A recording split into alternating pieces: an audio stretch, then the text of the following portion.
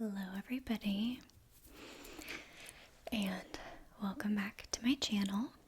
Today I am going to be doing a soft-spoken coffee chat, not whispered ramble, soft-spoken ramble, because someone requested that I do one, and I don't know if I ever have. I do more whispering as you know. But it's quite early. It's 7:43, I think, right now. My eyes popped open at 7 this morning, which I'm not surprised by because I have a lot of things to do today and tomorrow. Because we're going to the beach. And I've got a lot to do to prep. Like, my to-do list is so long. But I thought I would sit down and talk to you all. Filming is on my list because I have 3 videos that need to go up while I'm on my trip. So, and of course, like, I've thought of a million other videos that I want to do as well. So it's kind of like grown to more than what I thought I would be filming today, but that's alright. I woke up early, so I've got time, and I'm pretty sure the last time I looked at the weather, it's gonna be rainy, so I'm thinking that the construction workers are not gonna be here today. That would be my guess.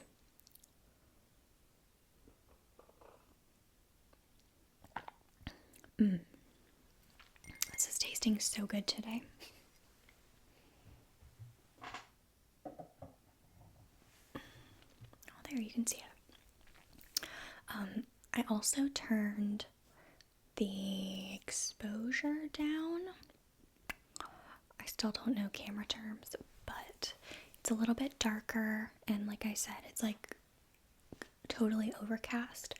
So I hope you enjoy the darker lighting. Just so you're aware and can get excited about future videos, I have planned to do what have I planned to do? I'm like totally blanking.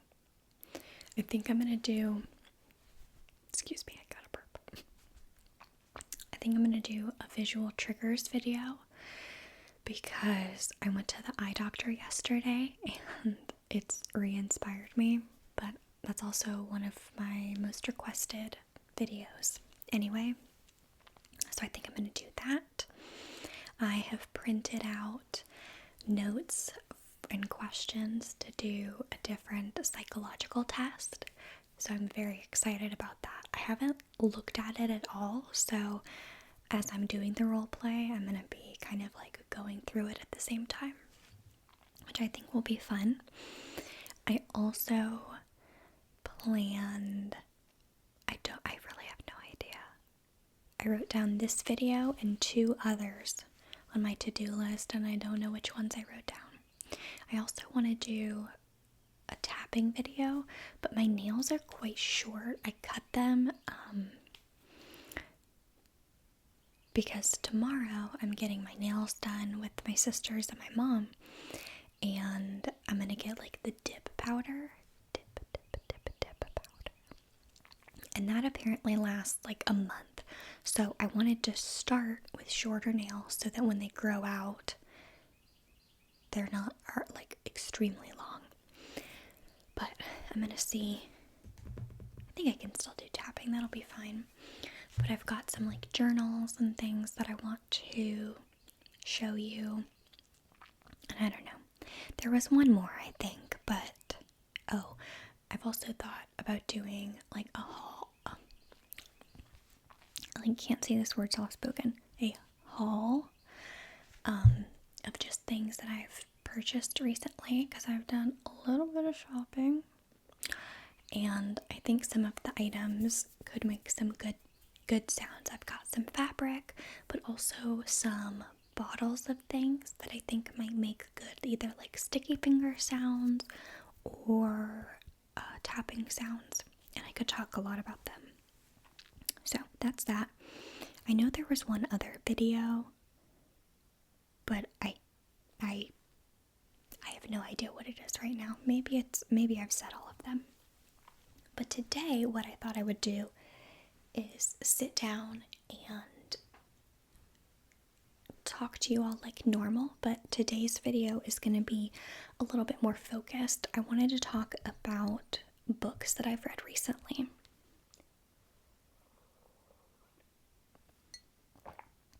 Because I've got some good ones that I want to share with you.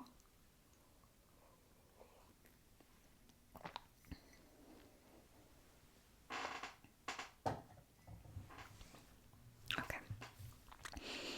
I have some fiction and nonfiction. I'm going to start with the fiction, and I'm going to tell you in the order that I read them.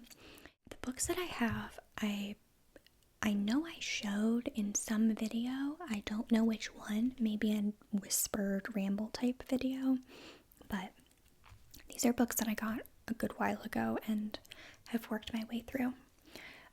So the first one, I need to get something to like trace. Okay. The first one is a novel. I also love like book sounds, so I hope you enjoy it.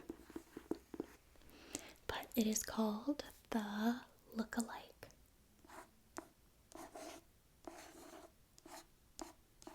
The Look-alike.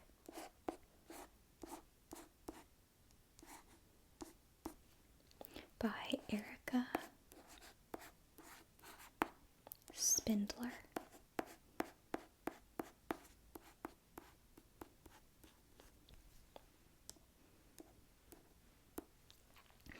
And, well, I can read the inside. It says, Sienna Scott grew up in the dark shadows of her mother's paranoid delusions. Now she's returned home to confront her past and the unsolved murder that altered the course of her life. In her mother's shuttered house, an old fear that has haunted Sienna for years rears its ugly head. That she's the one who was the killer's target that night. And now, with it, a new fear. That the killer not only intended to remedy his past mistake, he's already begun. But are those fears any different from the ones that torment her mother? As the walls close in, the line between truth and lie, reality and delusion, disintegrates. Has Sienna's worst nightmare come true? Or will she unmask a killer and finally prove she may be her mother's look-alike, but she's not her clone? It says it's a psychological drama, which I would agree with. This is like exactly the storyline kind of trope that I go for. Because the next book is like pretty much the same. I love like mysteries where the characters come back to their town like when they're older to solve them.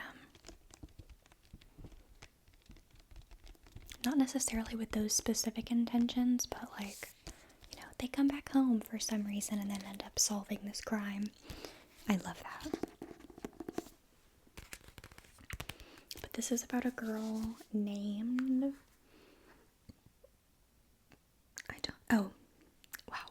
I read it several times in that description.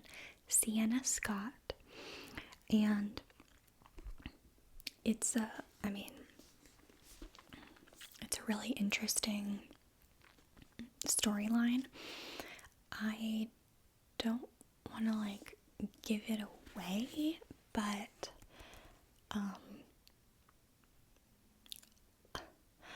I think it's obvious what happens at the end or like who it was.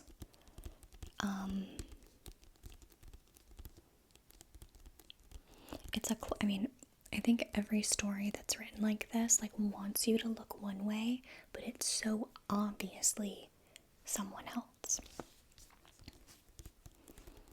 I still found it to be interesting, even though, oh, this is how I ruined it for myself. I read the last like few pages, which is just, I'm impatient and I like to read the last page.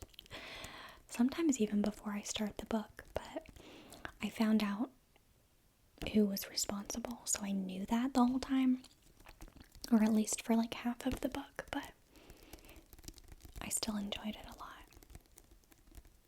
because there were other storylines as well.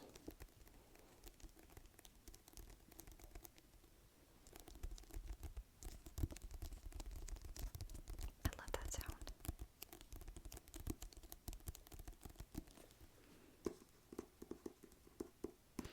But it's different because of the delusional mother, as they call her.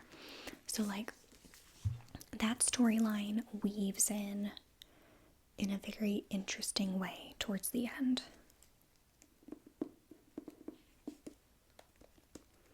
And she's younger. I think she's in her mid-20s, I want to say.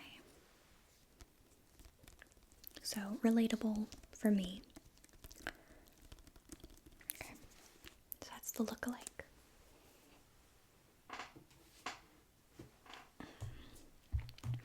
The next one is similar in ways, but also very different. And it's by Lisa Jewell, and it is called The Family Upstairs. The Family Upstairs.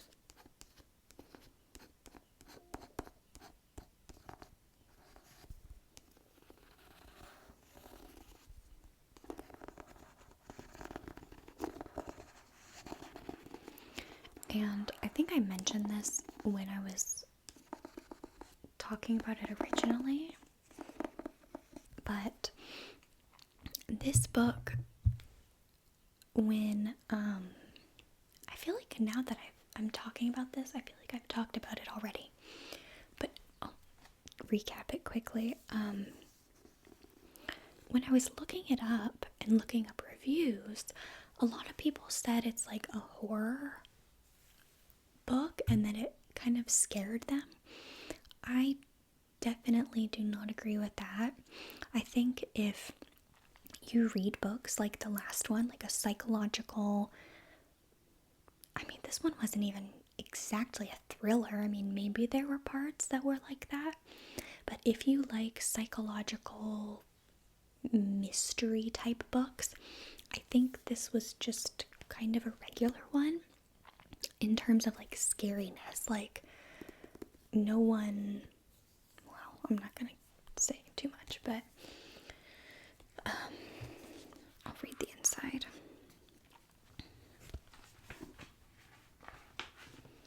It says, soon after her 25th birthday, Libby Jones returns home from work to find the letter she's been waiting for her entire life. She rips it open with one driving thought: I'm finally going to know who I am. She learns not only the identity of her parents, but also that she is the sole inheritor of their abandoned mansion on the banks of the Thames in London's fashionable Chelsea neighborhood. The home, even in its dilapidated state, is worth millions. Everything in Libby's life is about to change. What she doesn't know is that others have been waiting for this day as well. And although they've been hiding, they're now heading her way. Nearly 25 years ago, police were called to 16 Chain Walk with reports of a baby crying. When they arrived, they found a healthy 10-month-old safe and sound in the upstairs bedroom. Want to know who it was? In the kitchen, 3 dead bodies, all dressed in black, were seemingly posed next to a hastily scrawled note. The 4 other children reported to live at Chain Walk were gone. In the family upstairs, the New York Times bestselling author of Then She Was Gone and master of bone-chilling suspense delivers a powerful and propulsive story of two families living in a house with the darkest of secrets. So, the interesting thing about this book is that there's 3 narratives running at the same time in the book, but not on the same timeline. So there's the main character, Libby, who, like it says, she's turned 25. She gets this letter about this mysterious house, and she thinks, it's gonna give her all these answers about her life because she was adopted and all of that, wants to know, like, her history. And so that's running, like, present day. Then there's, see, I'm getting like character names mixed up. There is Lucy. I think that's her name. Yeah. There's Lucy, who has 2 kids, and she's living, I think, somewhere in France. It's been like a month since I've read this, but I think, well, let me just see. Because it puts the date at the top of each chapter, so you kind of know who it's talking about.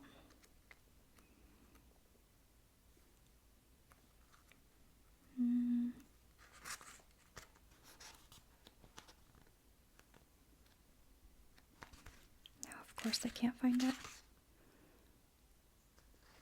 I don't know.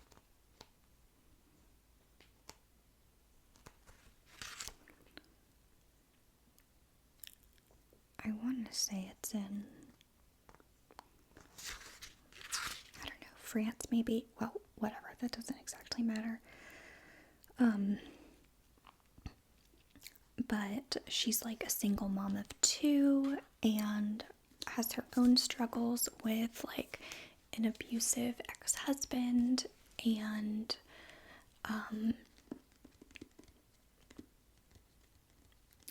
she's tied into the story in a way, and is like at the same time trying to get back to the house, but her journey is a little harder, but it's the same timeline as Libby.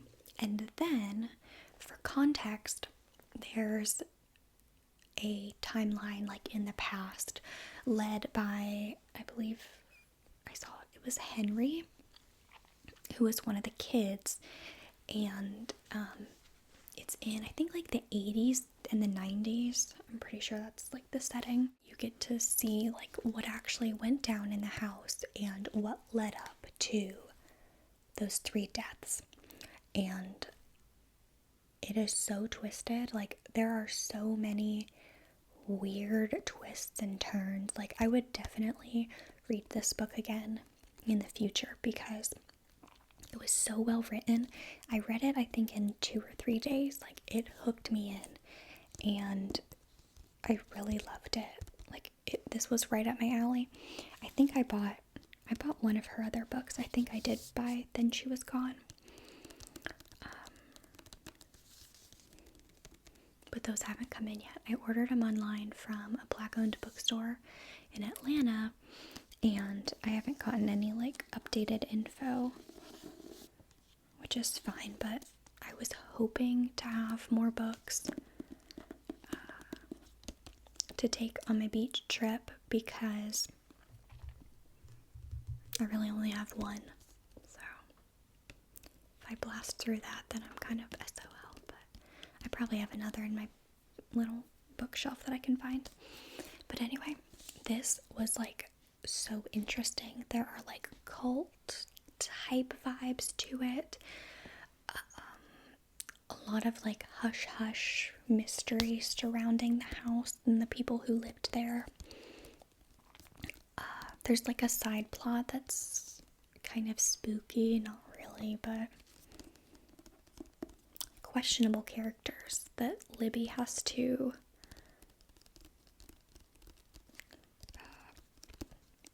get to know, I guess. But the real story is crazy. Like, figuring out who Libby's parents are and what their situation was is very interesting.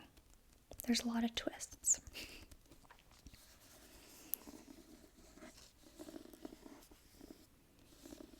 And what's fun is like seeing all three of those plot lines slowly come together until they're completely woven in at the very end.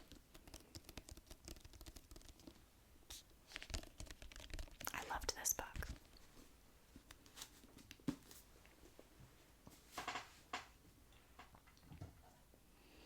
Alright, and the last fiction book that I have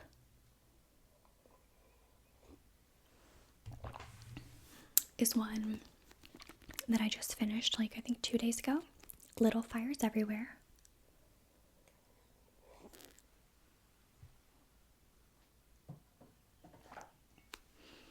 By Celeste, and I'm not sure how to pronounce this. The I'm not sure. I love the sound of this. Little Fires Everywhere. As you can see, this is like I forget what they call it, like whatever. It's been turned into a Hulu series, and this is like the Hulu art, but it has Reese Witherspoon and Kerry Washington, which was interesting because even though I knew what their on-screen characters looked like, I didn't necessarily imagine them to look that way when I was reading it.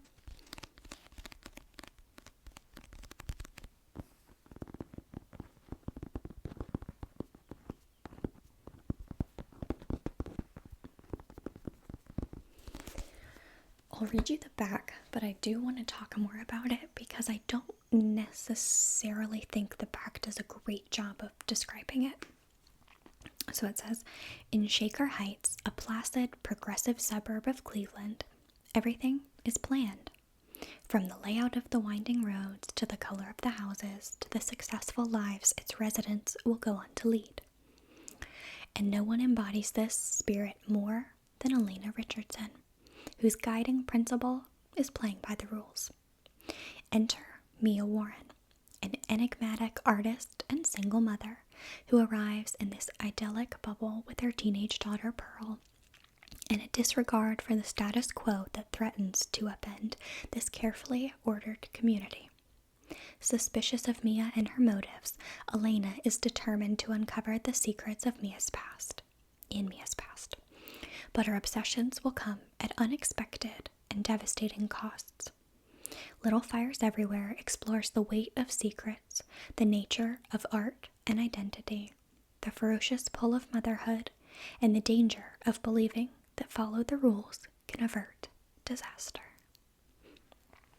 I think that little piece sums it up a little bit more, but I would kind of describe it more as kind of looking at how two worlds come together, because these families live completely different lives. In the Richardson family, there's 4 kids. I think this is the order in age. I think it's Tripp, Lexi, Moody, and Lexi. No. What's the youngest one's name? Now I'm like blanking. Izzy. And it's boy, girl. And they're like a wealthy family. The dad works for, I think he's a lawyer. And the mom writes for like a little local newspaper. And they're pretty well off. They have everything they need. They're smart. They go to,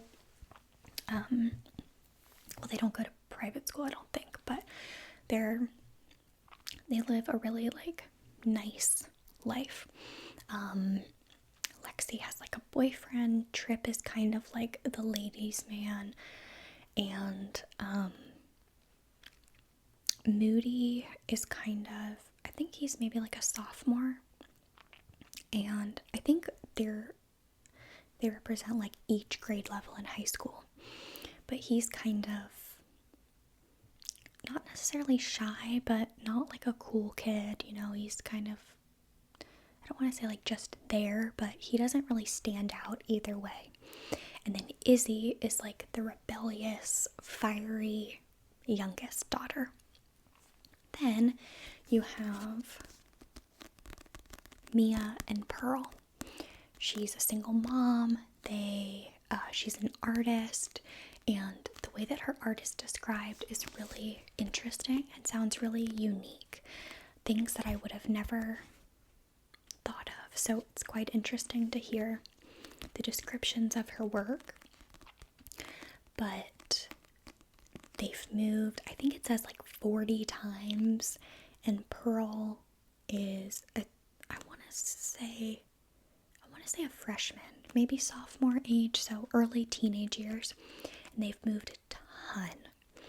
And so like they pack up once her mom is finished with an art project, and move someplace new. So they don't really have many belongings. They kind of just fill their next space with things from like secondhand items and things like that. They're a little bit more quiet, observant, just very different.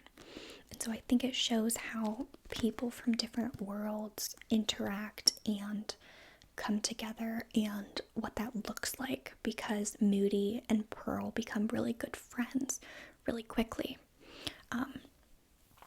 And something you learn really early on is that Pearl and Mia are living in a rental house owned by the Richardsons. So that is what connects them.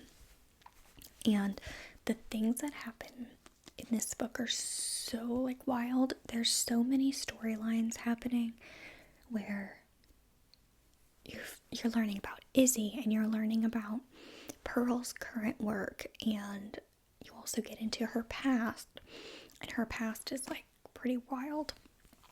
And you're learning about Tripp and, well, I'm not going to say whose relationship, but you're also learning about Moody and Pearl's friendship and how they kind of view each other, and what the interaction is like, what they think when they're at each other's houses.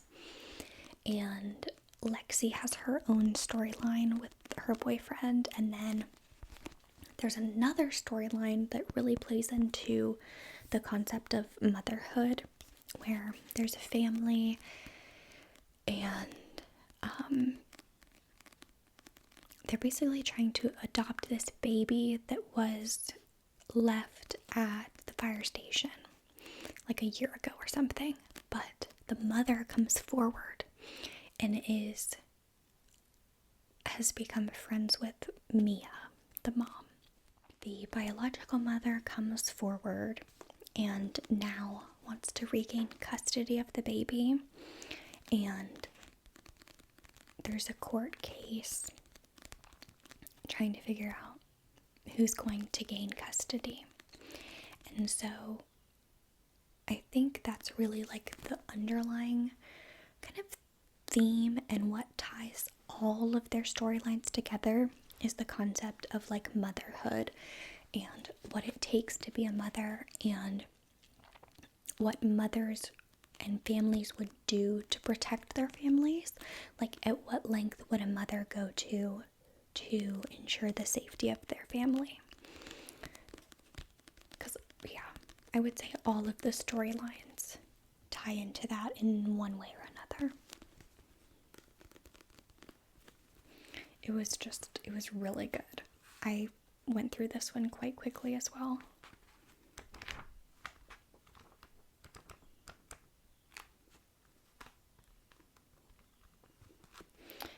Mia's backstory is very interesting too. It's not what you would expect.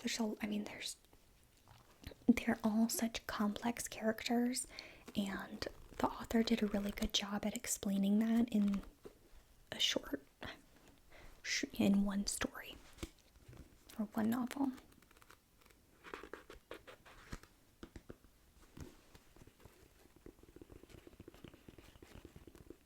The ending wasn't exactly my favorite.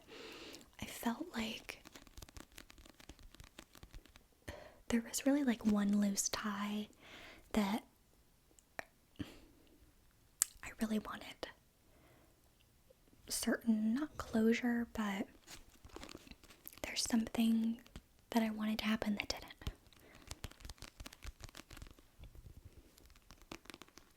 Where I felt like a misjustice had just been like left. Injustice. I love this sound. But now that I've read the book, even though I don't have Hulu, and I don't know anyone who does, maybe my parents do, I want to watch the series to see how things play out, but also like what the casting director or who the casting director chose for each of the characters in here, and if they fit what I imagined. I would say I imagined Elena Richardson to look like Reese Witherspoon. Like, that made sense to me. But for some reason, Pearl I always imagined as like a redhead, which was interesting. So, I don't know. But I would highly, highly recommend this. It was so good. Okay. Now, I also have 2 like nonfiction books to talk about. I don't have them with me because they're audiobooks. I don't know if I've talked about it, but through my school account, we have access to this app called Sora. If you're in school, I think you should have access to this, whether you're a student or a teacher. But it's called Sora by... oh no, I can't think of the full name. But if you type in Sora, it'll come up Sora. But it's basically like an online library home. So like I have access to my school system's library, my county's library, and my state library. And so when I type in the name of a book, it pulls from all those libraries, and there's ebooks but also audiobooks. And I much prefer audiobooks so that I don't have to look at the screen the whole time. I think it helps focus me, but I can also do other things while I'm listening. Like if I was listening to a fictional story, I could be doing other things. But the 2 books that I'm going to talk about are both talk about race and racism, which has been really important to me to learn, just to learn about that.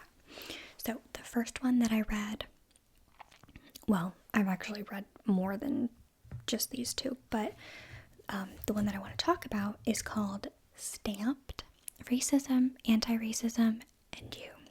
And it's by Jason Reynolds and Ibram X. Kendi. And if you can find the audiobook, it's narrated by the author, which always makes it so much better, because hearing it from, like, literally from their voice, I think just they're able to convey just more meaning. So the cool thing about it is he calls it a not history book. So it talks about race relations and the history of racism in a historical are on a historical timeline. So starting like before the United States, like a long time ago, it talks about it, and everything's in chronological order, broken up by time frames, I guess. And it's fascinating. If you're a history lover, you will love this. I immediately knew that Joe would like it as well, and he's been listening to it and loves it. I think it's interesting because it's just facts, right? Like, there's nothing to debate, there's nothing to interpret. It's just, hey, this is what these people did, this is what these people said. I think that speaks volumes. So what I did, because I'm such a nerd, is I took notes as I read it.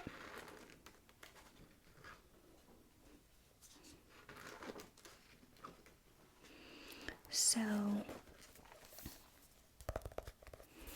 I can look back on it, and it's nice because when Joe's reading it and he's like, oh, I got through chapter 10, I can look back at my notes and then we can talk about it. But I'm like a huge history nerd. I could learn about every single thing under the sun, history related. I love it. But the thing that's interesting about this is that it's just told from a different lens. Like, some of the stuff we did learn in school, but a lot of it we didn't. And it's interesting to what's going on here? It's just interesting to learn the truth about certain people and certain organizations. And I mean, my mind has been changed on a lot of things, or not changed, but just I feel like my perspective has been enhanced. So the kind of like underlying themes are of segregationists, assimilationists, and anti-racists. I'm pretty sure that's what it was. Yeah.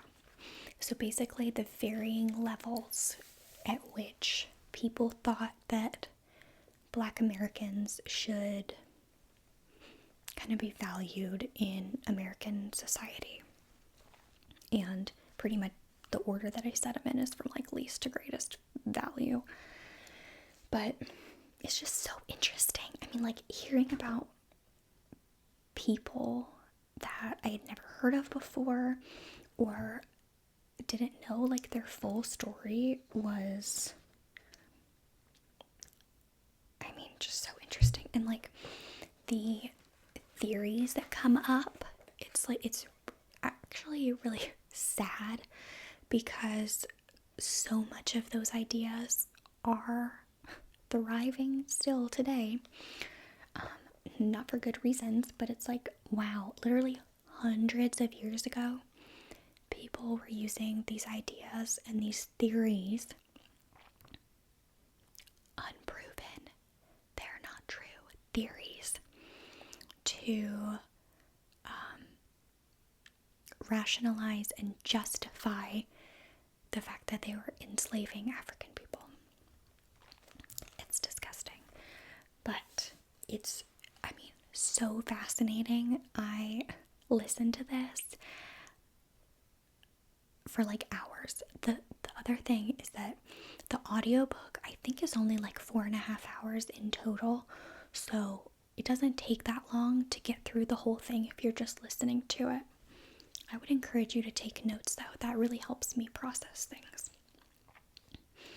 But I think something that's been going around a lot on like social media is the idea that like Abraham Lincoln was always taught to us in school as being this like abolitionist, and you know, he signed the Emancipation Proclamation.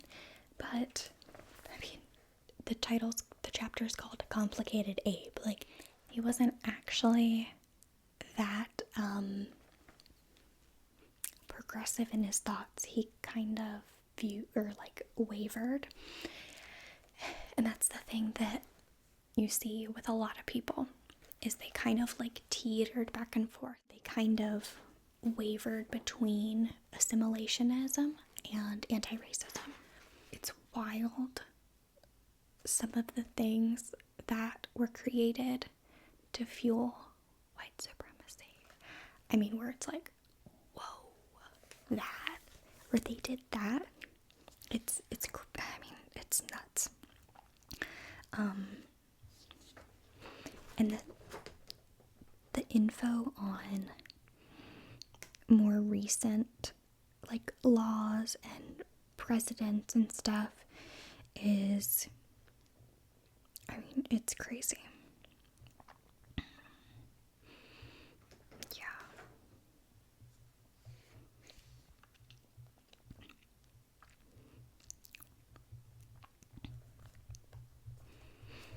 I've really wanted to look more into Malcolm X and the Black Panther Party, because I think most of us who went through public school can agree that Malcolm X was and the Black Panthers were always kind of seen in like a negative or like a dark way, that they were like bad, but that's not the case at all.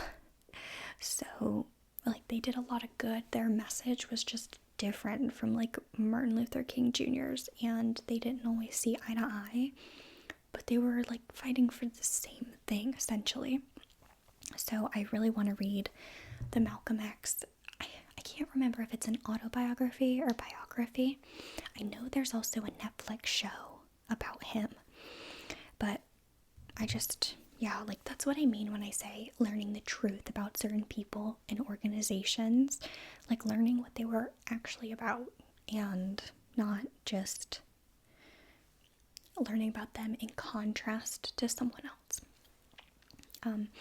The other book that I'm currently listening to is this How to Be an Anti-Racist by Ibram X. Kendi.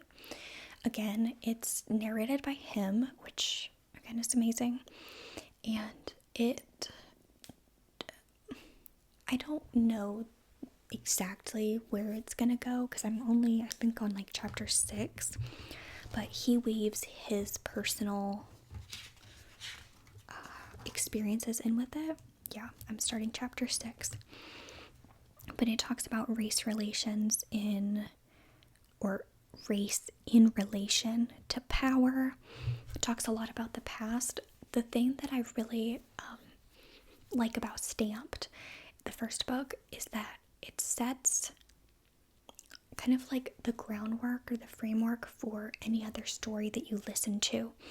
I think having that basic knowledge of the history and the people throughout time and history makes it easier to understand all the other books, because when those names are brought up, you're like, oh yeah, I remember they kind of had this general idea, or like it just helps like with background knowledge. It talks about like, yeah, power, the biological aspect of race or a lack thereof, and also I've learned about ethnic racism, which is really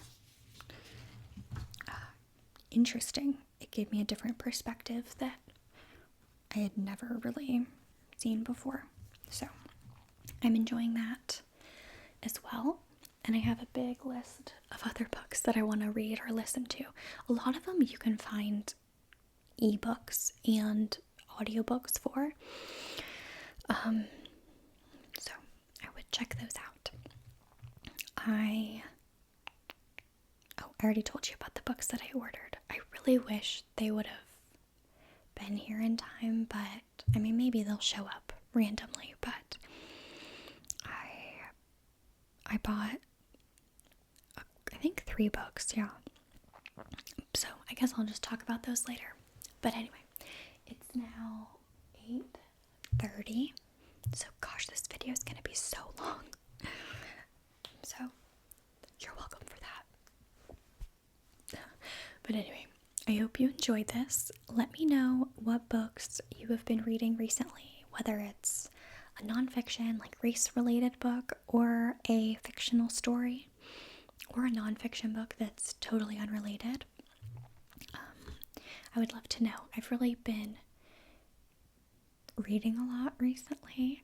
I like to go outside and sit out in the sun for about 30 minutes if it's sunny. It's not going to be today. And get a little bit of sun with my sunscreen on and read. And at the beach, I have a lot of time to do that, so I'm excited about it. I'm going to read Where the Crawdads Sing. I tried to read it, but it didn't hook me in as well as the others. So that's the only book I'm bringing, maybe. I'm looking at another one that I've partially started. But anyway, I'll let you know what I think of that when I get home. So I'm going to go because I